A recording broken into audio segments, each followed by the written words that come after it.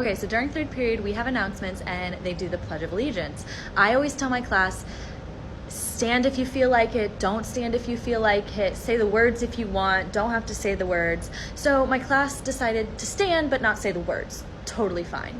Except for the fact that my room does not have a flag. It used to be there, but I took it down during COVID because it made me uncomfortable. And I packed it away and I don't know where, and I haven't found it yet.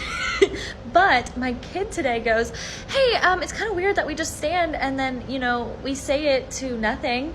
And I'm like, oh, well, I gotta find it. Like, I'm working on it. I got you. In the meantime, I tell this kid, we do have a flag in the class that you can pledge your allegiance to. And he looks around and he goes, oh, that one?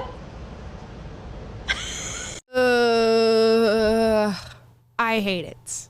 I hate it. I don't like it. We did have an American flag, but it made me a little bit uncomfortable. It made me a little bit uncomfortable to be proud of my country. So I got rid of it. I don't know where it is. And now they say the Pledge of Allegiance to the pride flag.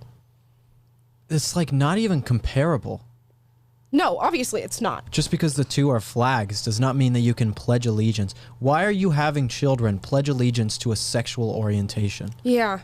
What a strange, perverted thing to do. And clearly she thinks it's fun and progressive and that she's doing something that is oh my gosh, I'm a little avant-garde here. She doesn't think anything's wrong with this. No, at all. Clearly she just not. did this and she's laughing to herself and being very, like always with these liberal women and mostly, and the men too, condescending and right. self-assured. Right. And thinks that there's nothing wrong with that.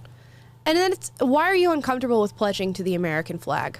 Explain that to me. And is it because you don't love this country? And if you don't love this country, why are you taking on the position of teaching the future of this country, teaching the future of this nation, if you don't even love this country? Because they want to teach the kids to hate this country too. There's just so many levels of wrong in this one video that I'm just having trouble.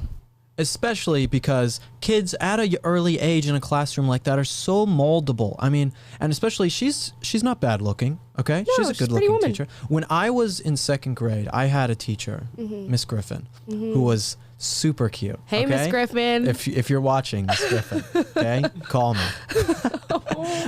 But she was beautiful. And at that time, she could have said anything and I'm a second grade boy, and it's she could have told me that the sky is really red and I would have believed it because she was my cute teacher, right? It's young kids are so susceptible to teachers telling them something and they'll just believe it no matter what. So the fact that they're doing this, it's worse than just like telling high school students or something and giving them a choice on whether or not to stand or not for the American flag. These are young children who, in turn, are not going to know what the difference is between this. They have no idea of reality when you do this. And they don't understand the importance of the Pledge of Allegiance when you sort of blur the lines and you don't tell them that and you don't even talk about why it's happening or why we say that. It is such an utter disrespect to everybody that serves for this country, everybody who cares about this country, everybody who loves this country. And it's at the most a disrespect to the children who don't know any better and are looking to you as a role model and looking to you to set an example for them. And you are setting this horrible, disgusting example of not only hating your country, but also replacing the American flag with something that has nothing to do with pride. I mean, this is the time in America with all the stuff happening in Afghanistan and the 13 service members who were killed and everything else going on right now. I mean, this is the time that even if you dislike a lot of things happening in this country right now, which I think a lot of us do dislike a lot of things happening in this country right now, you can still stand for the values that it was founded on and the things that actually matter, right?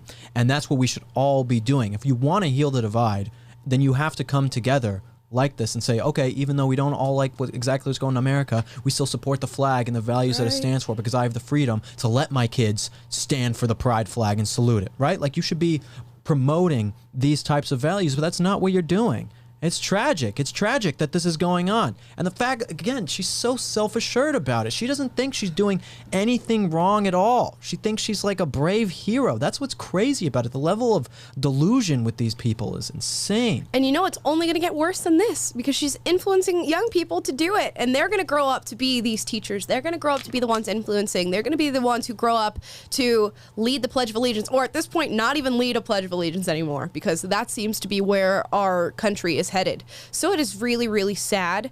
And to all the teachers out there who are listening and are good teachers and are actually standing by your values and not doing something like this, kudos to you. But there seems to be a really large portion of teachers that are exactly like this young woman here and are doing exactly the sort of things that she does and pushing this ideology.